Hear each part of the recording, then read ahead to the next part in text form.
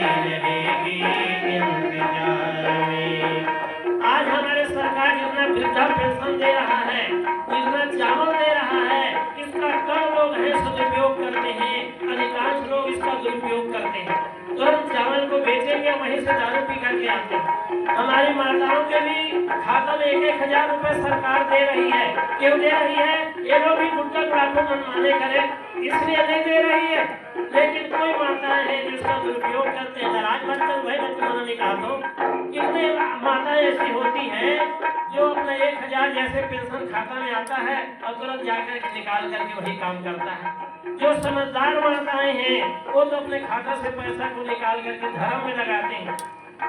क्योंकि देखो लोग कहो तुम्हारे सत्संग हो रहा है तो यहाँ भी कितने माताएं कुछ सहयोग राशि दिए होंगे, कोई कोई तो 1 महीना के पूरा अपना पेंशन को भी दे दिए होंगे। ऐसा भी माताएं होती है। और जो नहीं होती है तो क्या करेंगे, अपना बेकार में लगाते हैं। तो भजन की आखिरी कड़ी है और आखिरी कड़ी में हमारे जीवन के अंतिम इकाई के बाद बतलाए जा रहे हैं।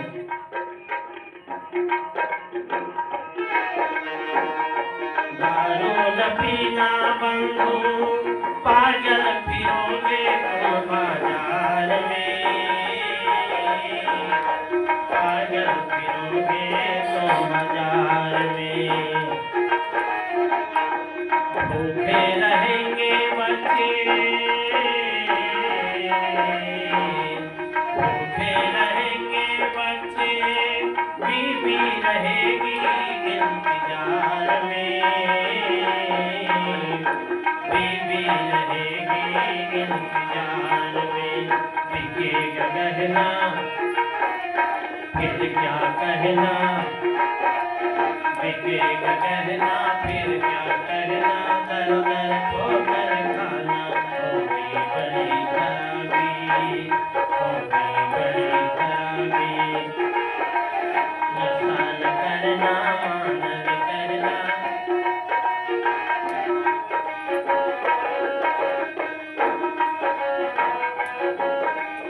नशा जहर है नशा मर्डर है, जीत जी मर जाना होगी बड़ी खराबी, होगी बड़ी खराबी, होगी बड़ी खराबी। बोलिए सदगुरु कबीर साहिब की। भजन अगर अच्छे लगे हो, अगर कोई गुटखा गुड़ाखो खाते हैं तो भैया यहाँ कृपा करके संकल्प कर दो। हमारे संकल्प साहब बैठे हैं कि आज से मैं गुटखा गुड़ाखो बीड़ी तम्बाकू नहीं खाऊंगा। महाराज इसको ले लो, ऐसा कोई देने वाला, अगर कोई पीने वाला हो तब की बात भाई कर सकते हैं, छूट है। एक जगह ऐसे मैं डोंगरगढ़ में गया था श्री ज्ञान साहिब जी के साथ में, तो 10 लोग आए, 10 लोग समर्पित करने के लिए कि महाराज आज से मैं गुटखा गुड़ाखो नहीं खाऊंगा, कोई बीड़ी कोई तंबाकू। ऐसे लोग होते हैं क्योंकि मैंने बताया ना, शब्द मारा गिर पड़ा और शब्द छोड़ा राज, और जिन जिन शब्द विवेक किया तिनका सरिग अवतार। जो शब्द पर विवेक करते हैं उसी का काम दुनिया में बनता है। तो मैंने भजन के माध्यम से कुछ देर निवेदन किया। अब हमारे संत गुरुजन विराजमान है, मैं निवेदन किए जा रहा हूँ हमारे आदरणीय संत श्री संतोष साहिब जी से। आप अपने विचारों के माध्यम से हम सबको लाभान्वित करें। और मैं समय नहीं बता रहा हूँ, आप अपने हिसाब से समय तक बोल देना ताकि और संतों को भी सुनने का अवसर मिले। बोलिए सदगुरु कबीर साहिब की। नहीं है जयकारा में आवाजें नहीं है ना, और जयकारा वही लगाते हैं, बात तो वही है। इधर अमली पर है देख भर गांव की हवे बड़े बड़े अमली को क्या कहते हैं।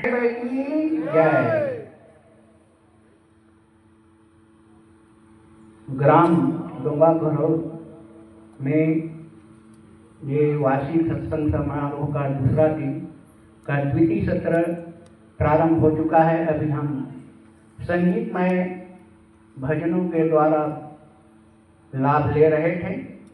मन तो चाहता है कि ऐसी भजन सुनते रहे, मन आनंदित होता रहता है। एक बात और निवेदन है कि माताएं लोग आगे बढ़ करके बैठिए, क्योंकि बिछावन यहाँ तक लगी है, लेकिन आप लोग बिछावन में ना बैठ करके वहाँ पीछे में बैठते हैं।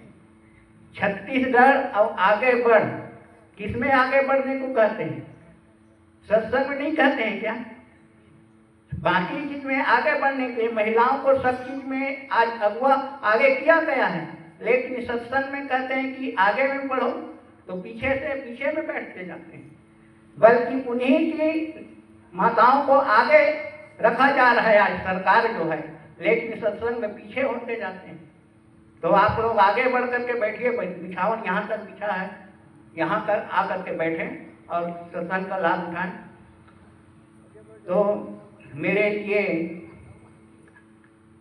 संचालक महोदय ने निवेदन के लिए कहा, परम पूज्य साहेबी, अर्चनी वंदनीय संत समाज, धर्म प्रेमी बंधुओं एवं श्रद्धा मूर्ति देवियों, हम अपने घर को स्वर्ग कैसे बनाएं। अभी हम भजन में भी सुन रहे थे कि घर को स्वर्ग कैसे बनाना। घर को स्वर्ग कैसे बनाएं, ये एक विचारणीय बात है। घर आप लोग सोचते हैं कि ये जो दिख रहा है, ये घर को स्वर्ग बनाने के लिए कह रहे हैं कि किसको कह रहे हैं? ये जो दिख रहा है, ईंट, सीमेंट, छड़, लोहा इत्यादि से जो बना है, उसको हम घर नहीं कहते हैं, इसको कहते हैं मकान। ये मकान है और मकान को हम दूसरे से बनवा सकते हैं। मकान जब हमारे पास पैसा रहेगा, हमारे पास संपत्ति रहेगा, तब हम बनवा सकते हैं। मकान को ठेका दे करके बनवा सकते हैं, मकान को मिस्त्री के द्वारा, लेबर के द्वारा बनवा सकते हैं, लेकिन घर को किसी मिस्त्री के द्वारा या किसी को ठेका दे करके हम नहीं बनवा सकते। घर और मकान में अंतर यही है। घर कहते हैं जहां पर माता, पिता, भाई, बहन, ननद, भावज, देवरानी, जेठानी, ये सब मिल करके एक जगह रहते हैं, उसको कहते हैं परिवार। ये परिवार है।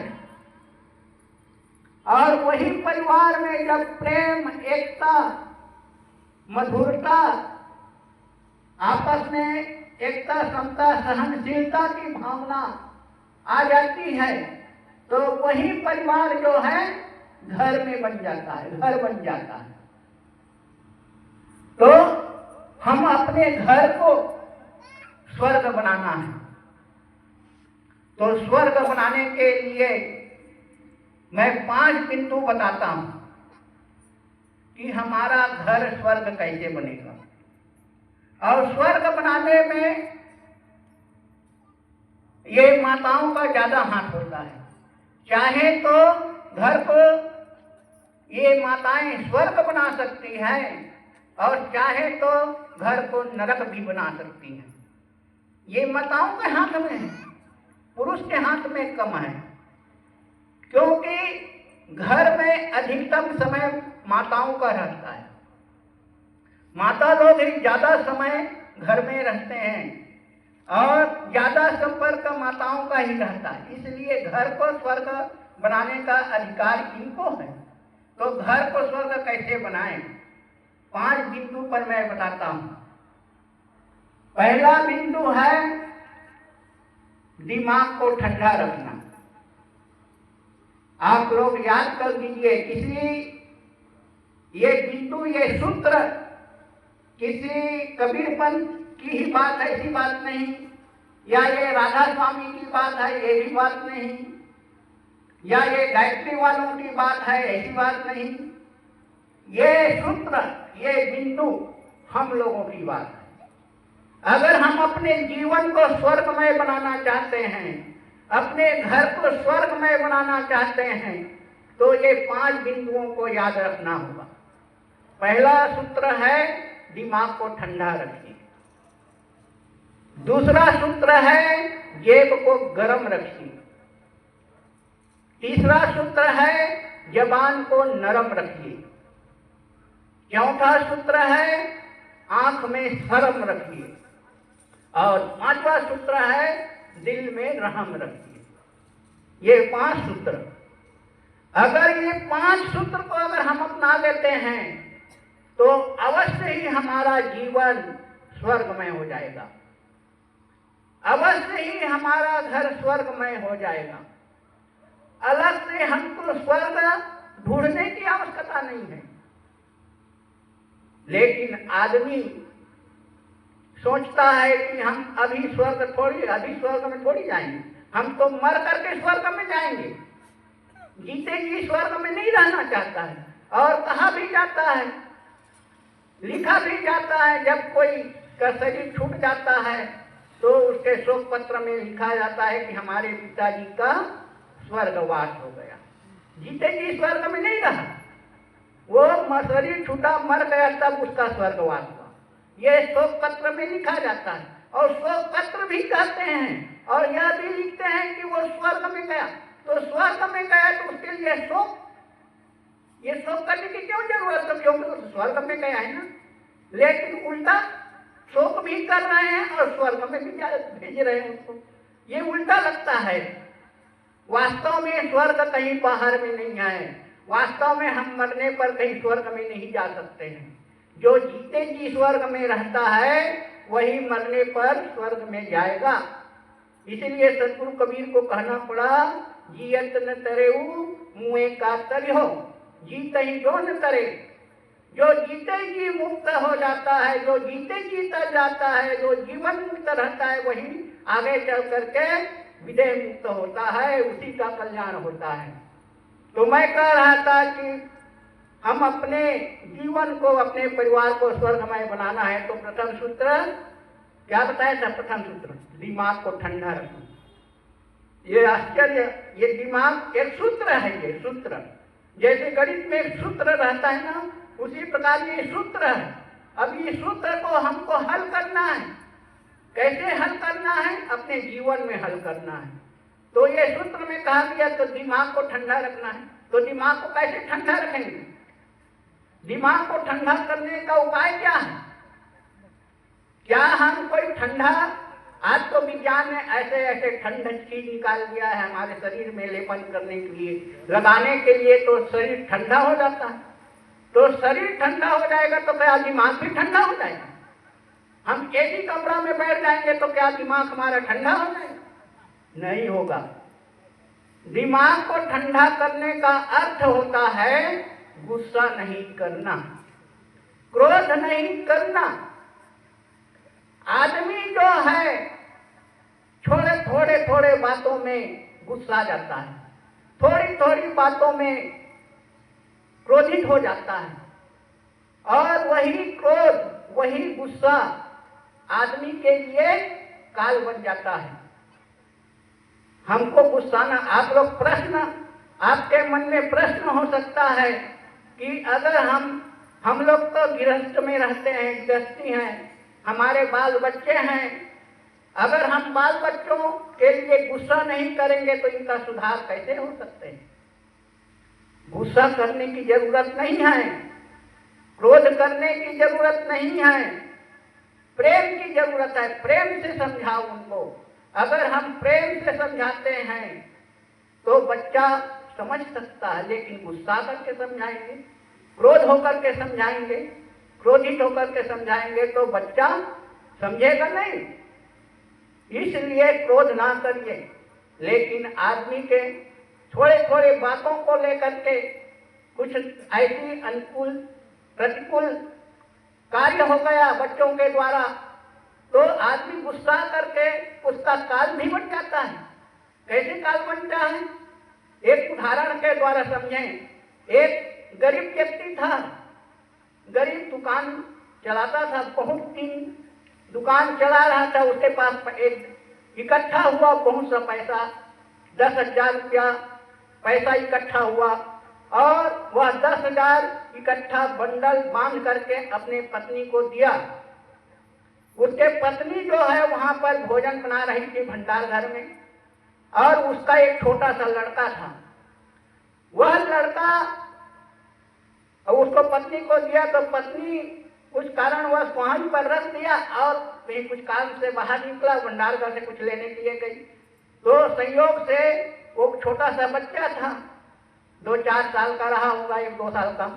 तो वो बंडल जो है, रुपया का बंडल उसके हाथ में आ गया और वो बच्चा तो जानता नहीं कि रुपया क्या है, बंडल क्या है, वो नहीं जानता। उसके हाथ में आया बंडल और उस बंडल को आग, चूल्हा में आग जले तो आग में उसको डाल दिया और मस्त धू धू करके वो बंडल जलने लगा। बच्चा प्रसन्न होने लगा, बच्चा प्रसन्न होने लगा। फिर उसी समय उसके जो मम्मी आ जाती है, देखती क्या है कि वो बंडल, रुपया का बंडल धू धू करके जल रहा है। वो माँ तो उसके मम्मी से सहन नहीं हो पाई, इतना क्रोधित, इतना गुस्साई उस बच्चे के लिए, और उस बच्चे को ही उठाया, उठा करके उसी चूल्हा में डाल दिया। जैसे वो धू धू करके जल रहा था वो बंडल रुपया का, वैसे उसी में उस बच्चा को भी झोंक दिया। वो बच्चा जो है उसी में जल गया, जल गया। वो उस समय विचार नहीं किया कि चलो भाई रुपया का बंडल है फिर आ जाएगा, ऐसा विचार नहीं किया। गुस्सा में आकर के अपने बच्चे को भी झोंक दिया, बच्चा मर गया। कुछ समय के बाद उसका पति आया, देखता है कि बच्चा चूल्हा में जल गया है, तो उसे भी सहन नहीं हुआ और सहन नहीं होने के कारण उस अपने पत्नी को इतना मारा कि उसका पत्नी का भी शरीर छूट गया गुस्सा में। और अंत में गांव वाले ने सुना और सुन करके जेल, वहां थाना गया, वहां केस रख दिया। पुलिस आए और उसको भी ले गया पुलिस थाना, जेल में बंद कर दिया। उसका भरा पूरा परिवार उस छोटे से गुस्सा के कारण, क्रोध के कारण भरा पूरा परिवार बिखर गया। ये है गुस्सा का परिणाम।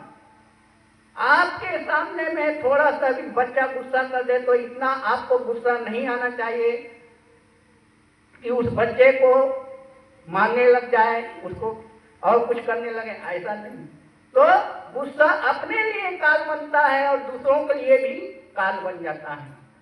इसलिए क्रोध, सतगुरु पूरन साहब ने कहा है, क्रोध सबन को काल है, क्रोध ही है जंजाल, शिव दुर्वासा क्रोधवश पहुंचे भय बेहाल।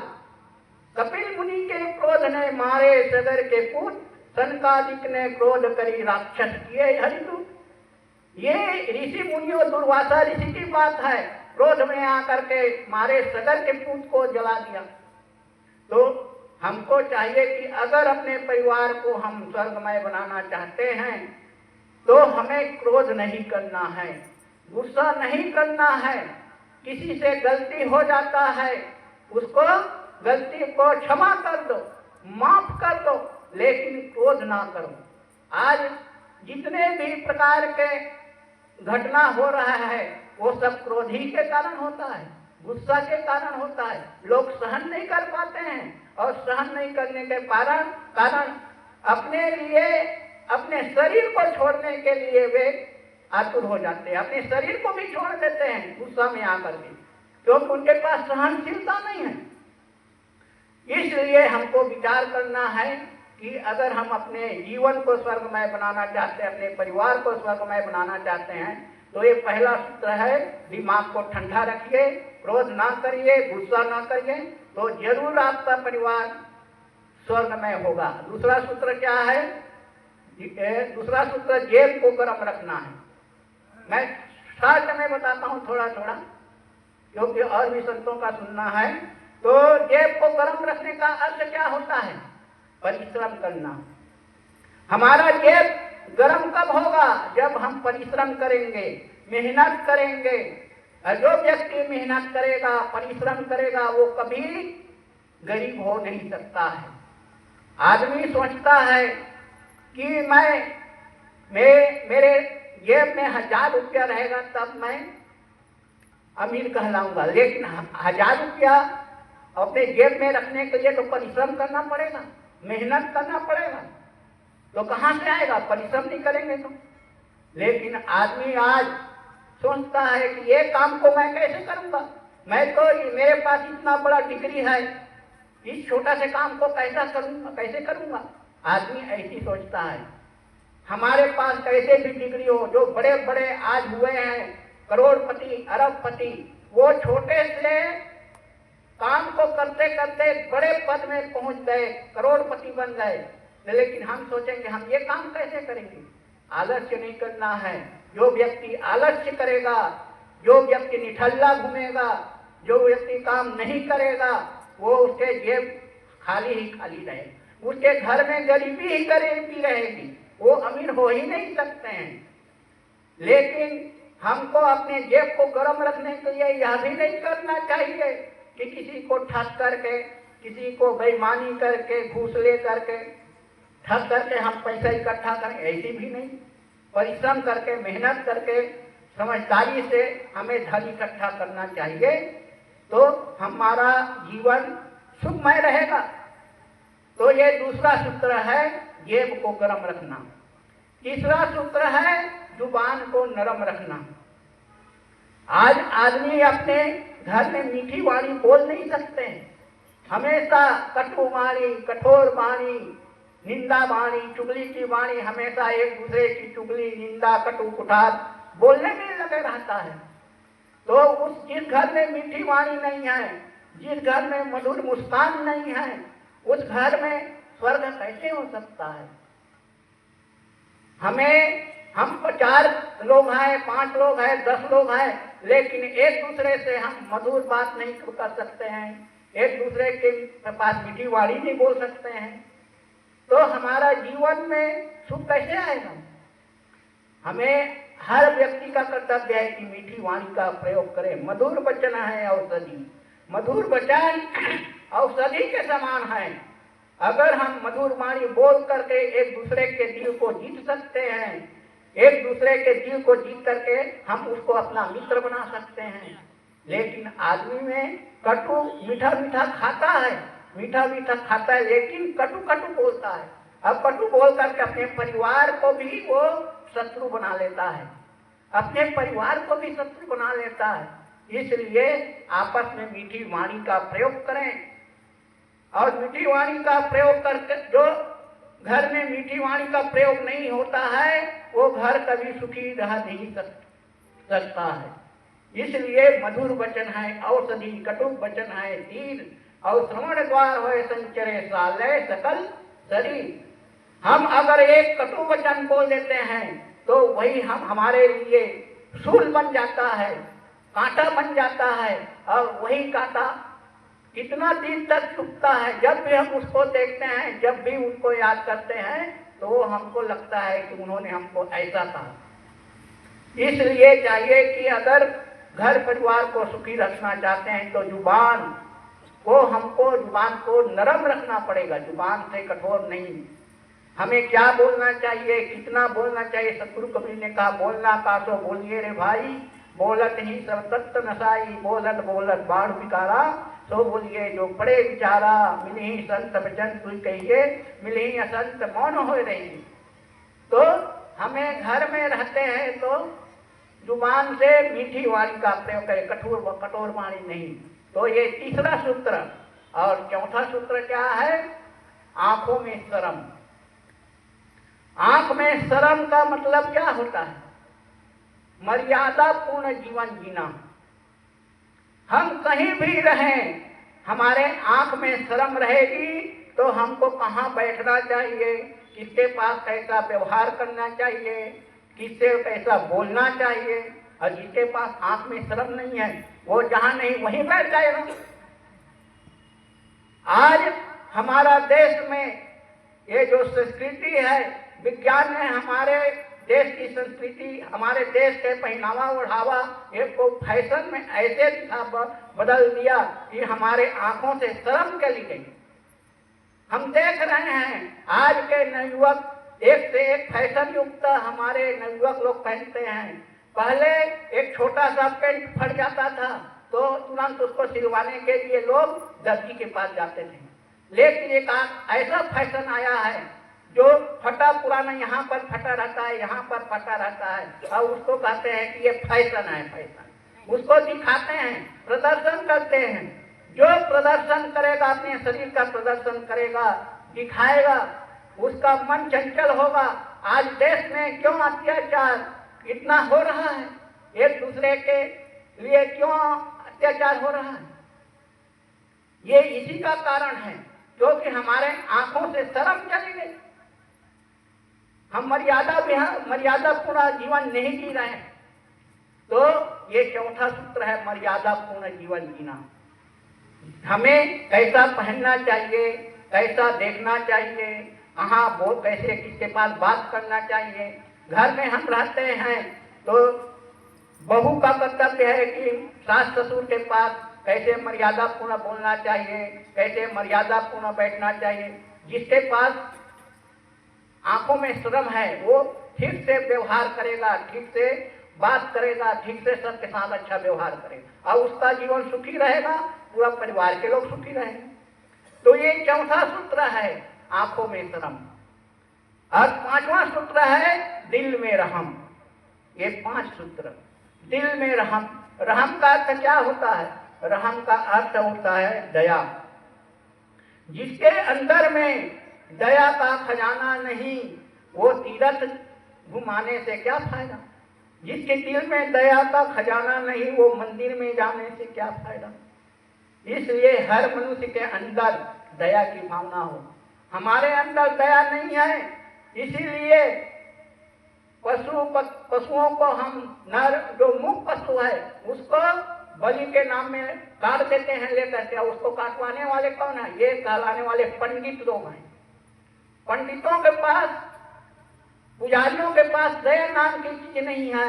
वो मुख पशु को लेकर के बलि चढ़वा देते हैं, प्रसाद चढ़वाते हैं, क्योंकि उसके पास दया नाम की चीज नहीं है।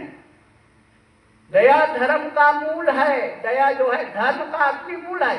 लेकिन आज हम पुजारी बन करके, आज हम मंदिर के पुजारी बन करके, धार्मिक बन करके हम की मुख प्राणियों की हत्या करवा देते हैं। कहाँ हम दया को समझ कर पाए। तो हर मनुष्य के अंदर दया की भावना हो, और हमारे अंदर अगर दया की भावना हो तो हमारे सामने में जो कुछ भी आएगा, चाहे वो चींटी से लेकर के हाथी तक भी कुछ भी प्राणी हो, हम उसको मारेंगे नहीं। लेकिन आदमी के सामने जैसे ही सर पर बिच्छू और कुछ भी चीज आ जाता है तो सोचता है अरे ये तो हमको डस देगा, काट खाएगा, और उसको मार डालता है, क्योंकि उसके अंदर दया की भावना नहीं है। दया, हर प्राणी के अंदर दया रखने की जरूरत है, और दया करके उस प्राणी को मारो मत, उसको बाहर निकाल दो, वो भी जिएगा।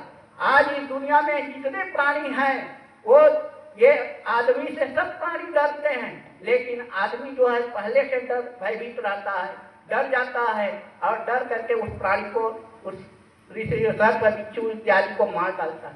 ये क्योंकि हमारे अंदर में दया की भावना नहीं है। तो मैं कह रहा था कि दया धर्म का मूल है, पाप मूल अभिमान। ये दया धर्म का मूल है। अगर हम दया को नहीं समझे तो हम कुछ भी करते रहे, हमारे जीवन में शांति नहीं आएगी। तो ये जो 5 सूत्र मैं कह रहा था, उस 5 सूत्र को अगर हम जीवन में अपना लेते हैं तो हमारा घर स्वर्गमय हो जाएगा। तो पहला सूत्र क्या बताया था? दिमाग को ठंडा। दूसरा सूत्र बताया था जेब को गर्म। तीसरा सूत्र बताया था जुबान को नरम। चौथा सूत्र बताया था आंख में श्रम। और 5वां सूत्र बताया था दिल में रहम।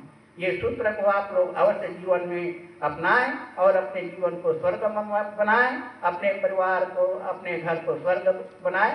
बस इसीलिए मृदुवाणी सुंदर बर्ताव सभी गुणों के खान है, प्रेम की गंगा बहे जहाँ पर वह घर स्वर्ग समान है। बस इतना कहकर अपनी वाणी यहीं पर सुना। बोलिए सदगुरु कबीर साहेब की जय, संत समाज की जय, भक्त समाज की जय। साहेब बंदगी साहेब। जब नरम गरम की बात आती है तो मुझे भी एक सूत्र याद आ जाता है। गरम का मतलब होता है गर्मी, अहंकार। और अहंकार कितने कौन से चीज पर होता है सबको मालूम है, मैं तो ज्यादा नहीं जानता हूँ, ना बताने का समय भी नहीं है। हमारी भाइयों को 3 चीज की गर्मी होती है जी, लॉकेट की, पॉकेट की और जैकेट की। लॉकेट क्या है? लॉकेट है विद्या का अहंकार, पद का अहंकार, जैकेट की गर्मी क्या है? रूप का अहंकार, जाति का अहंकार, और पॉकेट की गर्मी है धन का अहंकार। ये तो भाई लोगों के लिए है, माताओं को भी गर्मी होती है, अहंकार होता है। दो चीज के लिए, किसके किसके लिए? सबसे पहला है माताओं को अहंकार होता है रूप के लिए, रूप का अहंकार, और दूसरा है अपने मायके के जहजात का अहंकार। वो दावा करती है कि मैं साधारण घर की बेटी नहीं हूं, मैं बहुत बड़े घर की बेटी हूं। और हमारे भाई लोग किस पर दावा करते हैं? अपने पिता के ऊपर दावा करते हैं, अपने माँ के ऊपर दावा करते हैं। हमारी माताएं पिता के लिए दावा करती है, और हमारे भाई लोग माता के लिए दावा करते कि मैं अपने माँ के दूध पी करके बड़ा हुआ हूँ, पानी पी करके बड़ा नहीं हुआ। क्या साधारण समझते हो क्या मेरे को? ऐसे दावा करती है। तो इसलिए सब बेकार है। कुल मिला के अपने अंदर में नम्रता आना चाहिए, इसी से घर स्वर्ग बन सकता है। बहुत सुंदर विचार श्रवण कर रहे थे। आइए हमारे बीच हमारे आदरणीय संत श्री भुवनेश्वर साहब जी उपस्थित है। निवेदन है कि कुछ मिनट आप भी अपने विचार दे करके हम सबको लाभान्वित करें। फिर पूज्य और गुरुदेव जी का भी आगमन हो जाएगा और आपके दर्शन और विचारों से लाभ मिलेगा। बोलिए सदगुरु कबीर साहेब की जय। नहीं है मातावन काबर सुस्त है, नाराज होगा, नाराज हो तो काबर जय नहीं बोला? भाई जय बुलाया करो। आप लोग आए हो तो जय इसलिए हम लोग बुलाते हैं कि आप लोगों का मन, सबका मन इधर उधर बिखरा रहता है, और उसको कंट्रोल करने के लिए जय बुलाया जाता है। किसी का मन घर में, किसी का मन नाती नतनीन में, किसी के घर चूल्हा चक्की में। ये मन के काम दसों दिशा में भटकता है, उसको यहाँ लाने जब तक नहीं लाएंगे तब तक कोई लाभ नहीं मिलेगा सत्संग से। तो इसलिए भाई लोग चुपचाप रहो जी। कब कब आज माता मन के अंदर में मैं जानना चाहता हूँ, एक बार सावधानी पूर्वक जयकारा लगाओ। बोलो सदगुरु कबीर साहेब की नहीं है, ठिकाना नहीं है, है ना? इतना जय बोलाओगे तो काम कैसे बनेगा? ये तो 10% नहीं है, जरूरत है हमको 100% के। तो एक ही बार में पूरा कर दो। सबके पास 2 हाथ है, ताली बजा करके जयकारा लगाओ। बोलो सदगुरु कबीर साहेब की साहेब बंदगी साहेब। आइए हमारे भुवनेश्वर साहेब जी के विचार श्रवण करें। साहेब बंदगी साहेब। समय नहीं माने साहेब, 15 मिनट बोलिए, 15 मिनट। चलो कोई बात। संत सम्राट सदगुरु कबीर साहेब की संतों का सम्राट क्यों कहा जाता है? संत मत का परंपरा कबीर साहेब से ही हुए। दादू, दरिया, नाना, पलटू, घिसा, जगजीवन, घासी, रैदास, जितने भी संत महात्मा हमारे इतिहास में आए हैं, इस संतों का परंपरा संत सम्राट सदगुरु कबीर साहेब से हुए। आगे और है ऋषि मुनि, उपनिषद का, गीता का, सांख्य दर्शन का, योग दर्शन का। लेकिन जितने भी हम सब संत परंपरा में आए हैं, केवल हमें याददाश्त दिलाने के लिए